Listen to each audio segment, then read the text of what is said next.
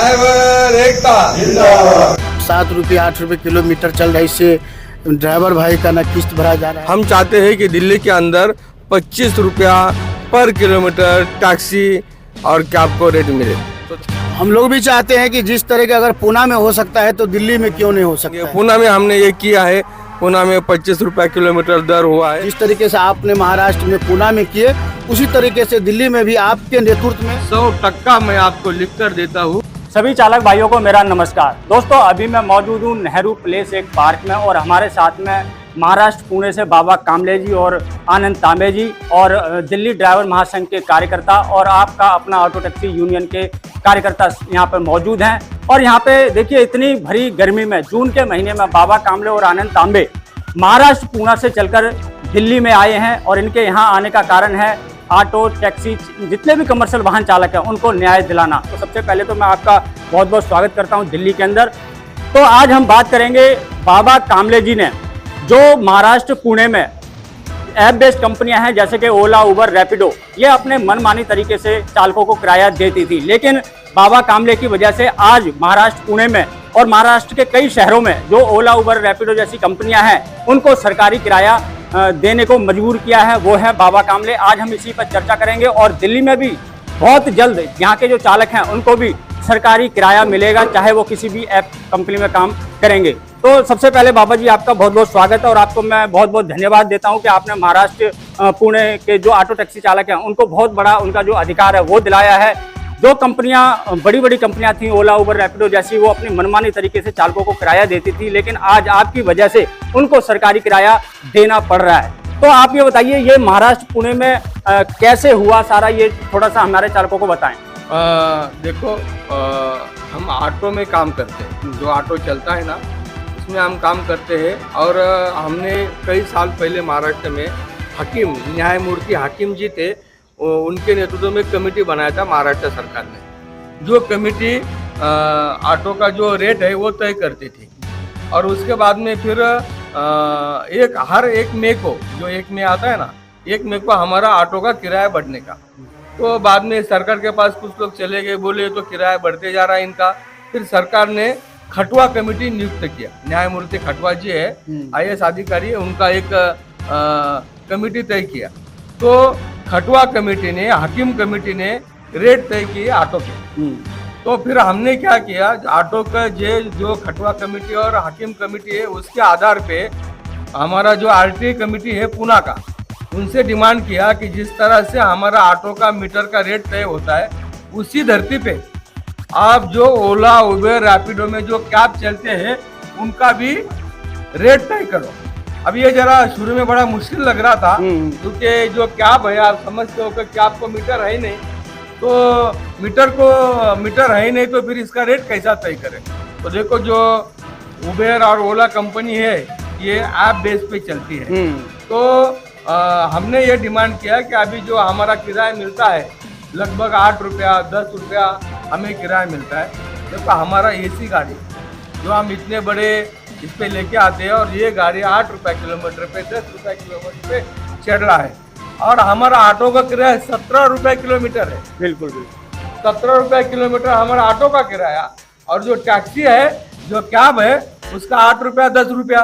तो फिर हमने उधर के जो हमारे जिलाधिकारी और वो जो RTI कमेटी रहता है उसके मेन रहते हैं, तो उनसे हमने डिमांड किया कि भाई ये गलत हो रहा है, ये शोषण हो रहा है हमारे कैब चालकों के साथ में। तो ये जो हाकिम कमेटी है और खटवा कमेटी है, इन्होंने जो सिफारिशी की है गवर्नमेंट को, इसका जो मॉडल बना है और इनका जो रूल्स बना है, इस रूल के मद्देनजर, इस रूल के तहत आप जो कैब है उसको भी मीटर के दायरे में लाओ। अच्छा बाबा कामले जी, एक छोटा सा मैं आपसे एक रोकना चाहूँगा।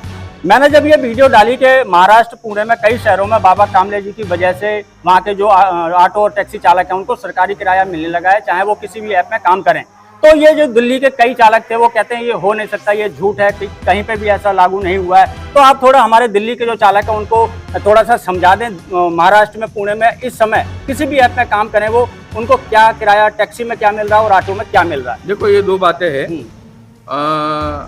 पहले एक बात आप समझिए कि देश में कहीं पे भी देश में कहीं भी ऐसा कोई कानून या तो कैब के बारे में कोई प्रयोजन नहीं था कि उनको इतना पैसा देना चाहिए।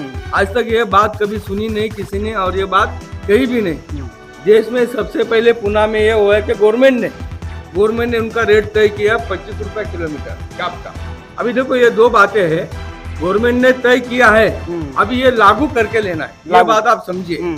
जैसे कि अभी दिल्ली में हम आए हैं, दिल्ली में 8 रुपए ले रहे हैं, लेकिन अभी दिल्ली का जो गवर्नमेंट है, जो परिवहन विभाग है, इन्होंने तो कोई रेट तय ही नहीं किया। तो सबसे पहले हमें गवर्नमेंट से रेट तय करना पड़ेगा, सही है ना।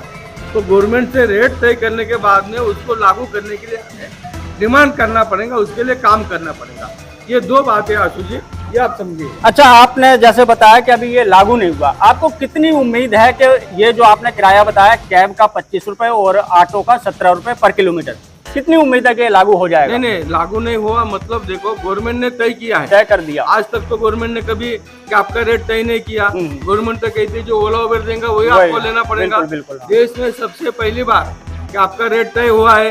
अभी जब गवर्नमेंट ने रेट तय किया है तो उसको लागू करना भी हमारी जवाबदारी है। सबसे पहला काम तो हमने किया, जो हाकिम कमेटी और जो खटवा कमेटी हमारे महाराष्ट्र में बनी थी, इस खटवा कमेटी और हाकिम कमेटी के तहत हमने कैब के लिए, टैक्सी के लिए रेट तय किया है।